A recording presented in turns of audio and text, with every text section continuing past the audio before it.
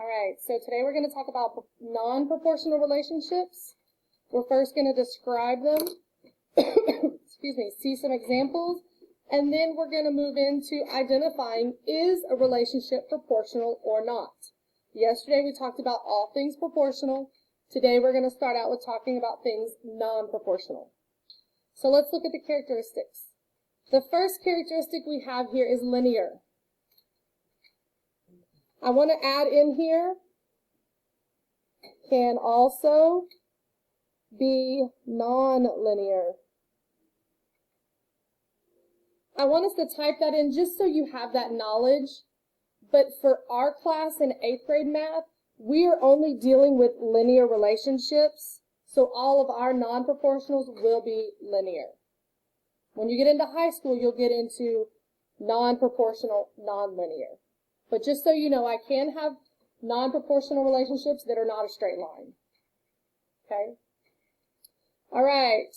But because we're talking about linear, that straight line, when it's on a graph, does not go through, what do you think? Does not go through the origin. Non-proportional does not go through the origin. It's additive, using addition in the equation. Just 1 second. Yes. Okay, go ahead and go.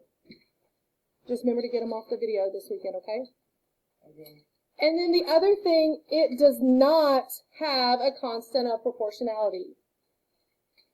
It will not have a constant of proportionality.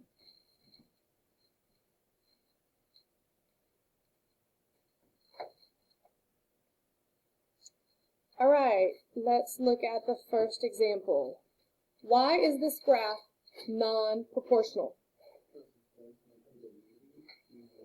Because why? It does not go through the origin. Have a good weekend. You too, have a great weekend. It does not go through the origin.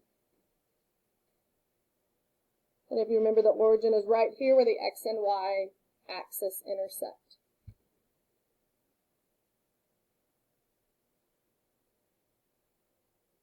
All right, the next relationship is shown in a table. This one is also non-proportional, but in order to see it, we have to find out and prove that it does not have a constant of proportionality. So, how do we find constant of proportionality again?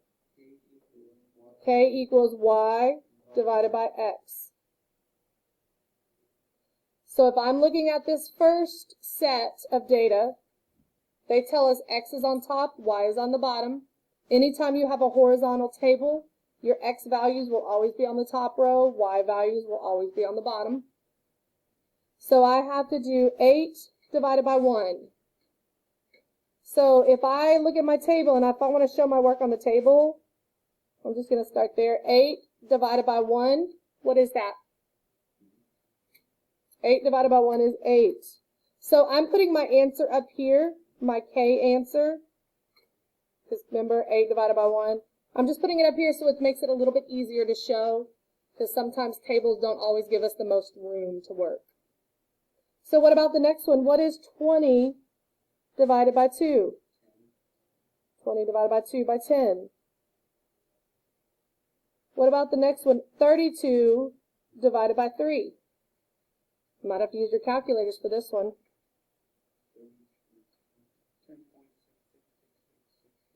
10.6 repeating. Thank you. And then the last one, 44 divided by 4. 44 divided by 4 gives me 11. So when I look up here at every time we were trying to find constant of proportionality, did I have a constant number every time? No, so it does not have a constant of proportionality. Does not have a constant of proportionality.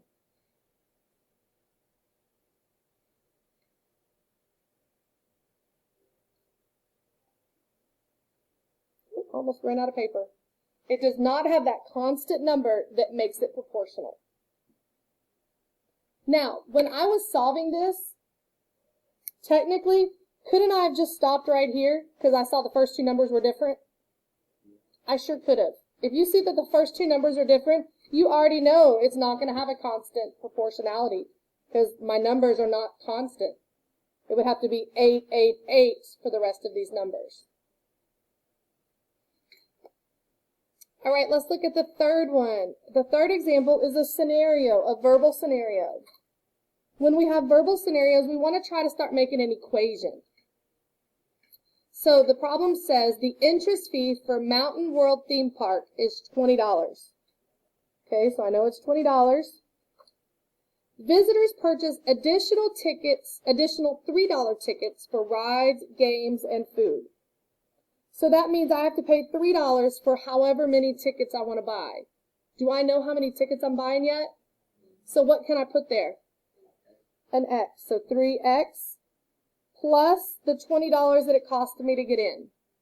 So do you see how this is starting to look like an equation? Now, when it looks like an equation, if I have this addition part on it, because remember up here we said it was additive, if I have this addition part, that automatically means it is non-proportional.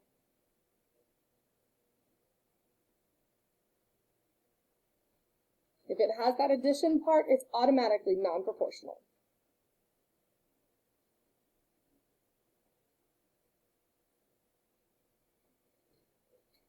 Okay? Are we good to go on? All right, let's open it up. Now we're going to put our knowledge about proportional and non-proportional to work. So let's look at this. Is this table proportional or not? How do we know? We have to look for what? We have to look for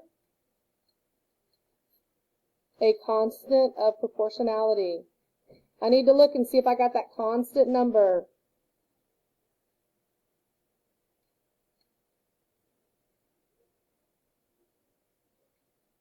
So that's how we're going to do it. Look for a constant of proportionality. And we remember constant of proportionality, K equals Y divided by X. So let's look at our table. Y divided by X. So I have 8.4 divided by 7. What do I get for my answer? K equals, what'd you get? 1.2. Do y'all agree or disagree? Do what? Do it on your calculators. 8.4 divided by 7.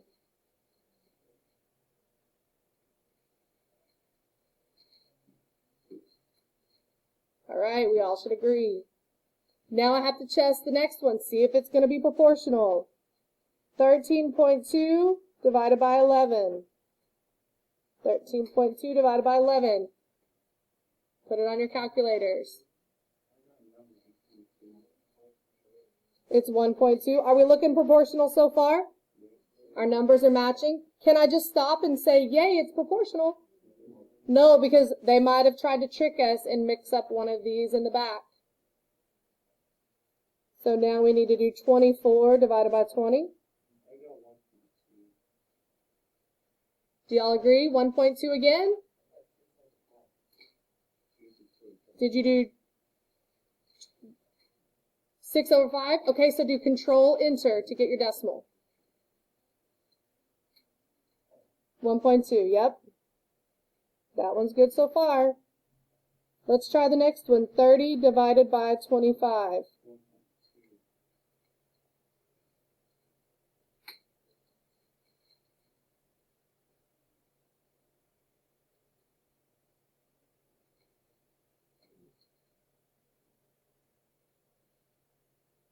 $1.2? Yeah. What about the last one? Did they wait and try to trick us on the very last one? Are you sure? Did you divide it out? Okay. Don't take it for granted if you have 3 or 4. I have seen them on a test make all of them the same except for the very last one. Okay, so I have a constant number that tells me it is proportional. Is this proportional? Yes, because I have this constant number, the K, constant of proportionality. It's proportional. All right, let's look at the graphs. Chloe. Is Chloe's line graph proportional? No. How do you know? Non-proportional. And I'm just going to abbreviate proportional. What about Tim's line? How do you know? Right. It is non-proportional because it does not go through that point on the origin. Both of these are non-proportional. Not too bad, right? We're just using everything that we already know. All right, let's flip over. Another table. How do I test to see if it's proportional? How can I tell? Y over X. I need to look for K equals Y over X. 18 divided by 8.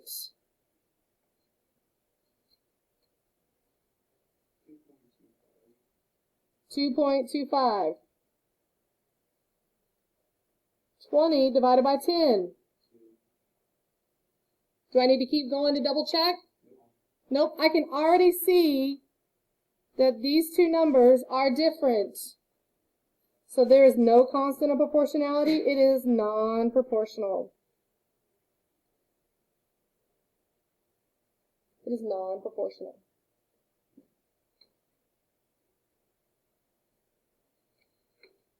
Okay, let's look at the next one. It's a word problem. Verbal scenario. What do we need to do to see if it's proportional? What did we do on the front side to that verbal scenario? What were we trying to make? An equation. All right, let's do it. Jen is ordering balloons for 99 cents each. Ooh, how do I write that? 99 cents each. What do I write? 0.99 each. X. 0.99 each for X. Plus 250. Plus 2.5 or 2.50. It's non-proportional, you're right. How did you know? Because it's got that little addition part. So it is non-proportional. And guys, if you didn't circle this little plus 2.5, I would circle it for your notes. That way, when you go back to look at it, this little circle will tell you why it is non-proportional. So you have something to reference. All right, let's look at the next one. Do what? It's non-proportional because of that plus? Yes, it is non-proportional because of the plus 2.5. All right, let's look at the next word problem. I'm sorry, say that again. So if any of them have a plus on it like that, it would be automatically non? Yes, if any of them have a plus something, it is automatically non-proportional. You're right. Okay, let's look at the next one. Ellie makes $9 per hour babysitting. How would I write that? $9 per hour, X. Is there anything else that I need to add to that? Nope. So, do I have any plus something or another? Nope. It only uses multiplication. Proportional or non-proportional? Proportional. Because it's only multiplication. No adding anything to it. All right, let's look at Maryland. Maryland charges $10 per hour. $10 per hour. How do I write that? 10x. Do I have anything else to add to it? Plus $50, that extra charge for shipping. Plus 50. Non-proportional because plus 50. Good job.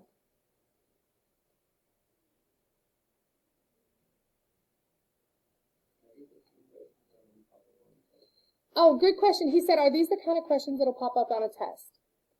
They probably will not ask you if it's proportional or not. What they will ask you is, let's say I have this Maryland problem, but they might say, which graph represents this? If I have 4 graphs and 2 of them are proportional and 2 of them are non-proportional, could I eliminate 2 answer choices just by knowing that that's non-proportional? Yeah. So these are going to help us with our strategies. Okay? Maybe I had 3 graphs that were proportional and 1 that was non. Would I know what the answer is automatically without doing the work? Yes. That's where this kind of stuff will come in handy. It's going to lead into building what we go into next week. All right. Last one. Proportional or not? How do you know it's proportional? Proportional because it goes through the origin. Very good. All right, so take these notes, make sure they are secured somewhere safe. Print them out if you're at home, or if they're in your spiral, glue them in if you wrote on a separate sheet of paper.